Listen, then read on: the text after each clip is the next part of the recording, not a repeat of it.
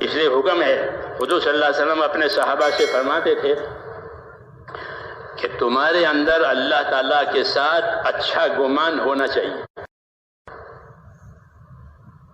جابر بن عبداللہ رضی اللہ تعالیٰ عنہ یہ فرماتے تھے کہ رسول اللہ صلی اللہ علیہ وسلم نے اپنی وفات سے پہلے 3 دن پہلے مجھ سے یہ فرمایا کہ دیکھو جابر، تمہاری موت اس حالت میں آوے کہ تمہارا گمان اپنے پروردگار کے ساتھ اچھا ہو۔ یہ بھی ایک تعلیم ہے اللہ سے لینے کی، کیونکہ اللہ نے فرمایا ہے کہ میں اپنے بندوں کے ساتھ وہ معاملہ کروں گا جیسا وہ میرے ساتھ گمان کریں گے۔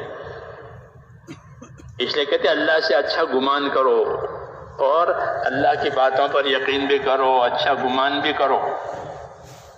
حضرت مولانا محمد الیاس صاحب رحمۃ اللہ علیہ فرماتے تھے کہ شیطان آدمی کو جس طرح گناہوں میں ڈال کر کے، خواہشوں میں ڈال کر کے اللہ سے دور کرتا ہے، ایسا نا امید بنا کر کے بھی اللہ سے دور کرتا ہے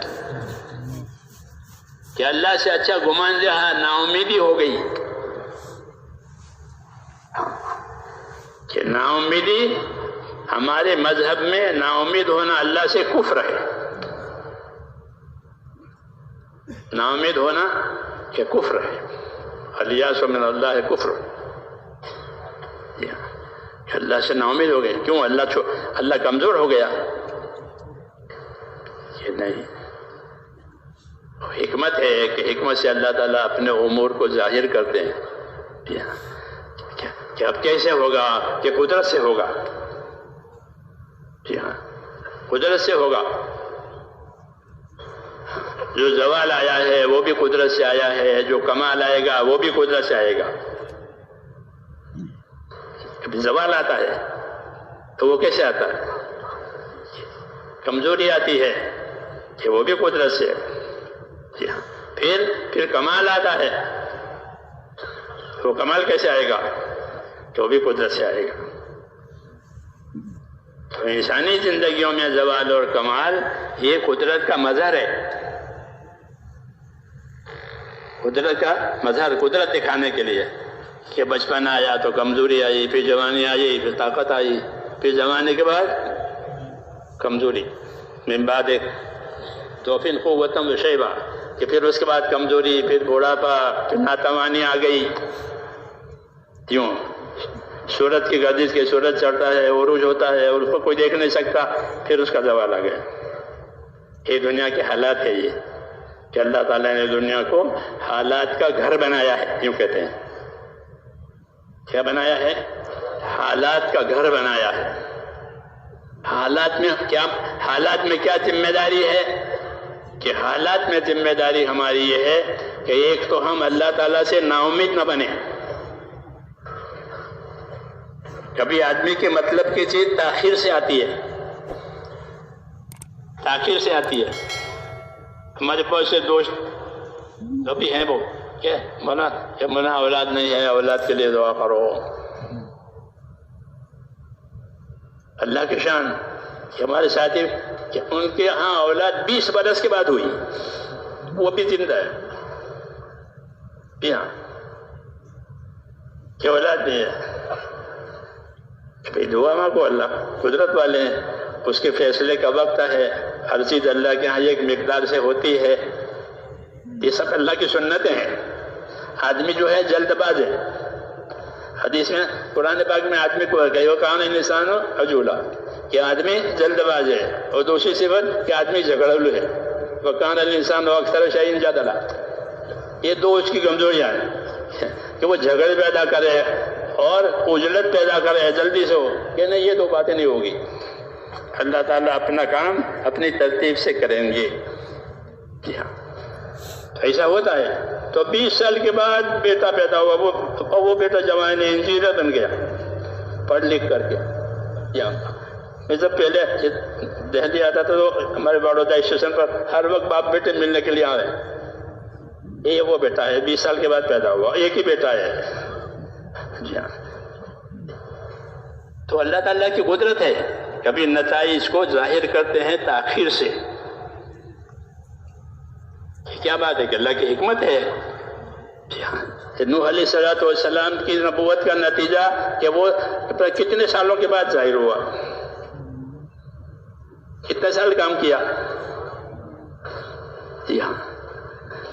اتنی لمبی عمر پائی، اور نتیجہ آتا نہیں تھا. تو لوگ مذاق اڑاتے تھے، کہ وہ قیامت وہ قیامت کہاں چلی گئی، یوں کہتے تھے. وہ آتی ہی نہیں. تو اللہ تعالیٰ کی حکمتوں کے میرے دوستوں تقاضے ہوتے ہیں. کسی نتیجے کو مؤخر کر دیا، کسی نے تو جلدی کر دیا، دونوں باتیں ہیں. حضور صلی اللہ علیہ وسلم نے خالد ابن ولید کو بھیجا یمن کی طرف فتح مکہ کے بعد. تو وہاں 6 مہینے رہے، اور انہوں نے یمن والوں میں دعوت کا ہی کام کیا ہے. کوئی جنگ جہاد نہیں ہوا، دعوت ہی دیتے رہے. وہ خالد جیسا آدمی طاقتور کارکن، حضرت خالد رضی اللہ تعالیٰ عنہ صحابہ کی جماعت میں طاقتور کارکن، ساری طاقتیں صلاحیتیں اللہ نے دی وہ لگائی. سیف اللہ خطاب پایا، اللہ کی تلوار. لیکن 6 مہینے کام کیا، ایک آدمی بھی مان کے نہیں دیا. کوئی مل کے 20 سال ہے، کوئی اولاد نہیں ہے. ہاں 6 مہینے ہو گئے. جب 6 مہینے ہو گئے تو حضور صلی اللہ علیہ وسلم نے علی کو بھیجا کہ تم جاؤ اور خالد کو واپس کرو، اور ان کے نام پیغام دیا یمن والوں کو. تو کہا کہ خالد کے ساتھیوں میں جو 6 مہینے سے وہاں ہیں ان میں سے کوئی رہنا چاہے تمہارے ساتھ تو ان کو اپنے ساتھ رکھ لو. حضرت علی گئے، اپنی نماز پڑھی، جیسے ہماری جماعت کا پہلے اپنی نماز پڑھ لو، ریلوے اسٹیشن ہو، ہوائی جہازوں کا اڈا ہو، نماز کے بعد اپنا کام. یہ خاص علامت ہے کہ پہلے ان کی نماز ہے. تو انہوں نے نماز پڑھی، اور نماز پڑھ کر کے پھر سب کو اکٹھا کیا، اور سب کو جمع کر کے وہ پیغام جو حضور صلی اللہ علیہ وسلم نے دیا تھا، دعوت نامہ، وہ ان کو سنایا کہ میں تمہارے نام پر یہ پیغام لے کر کے آیا ہوں، اسے تم مان لو.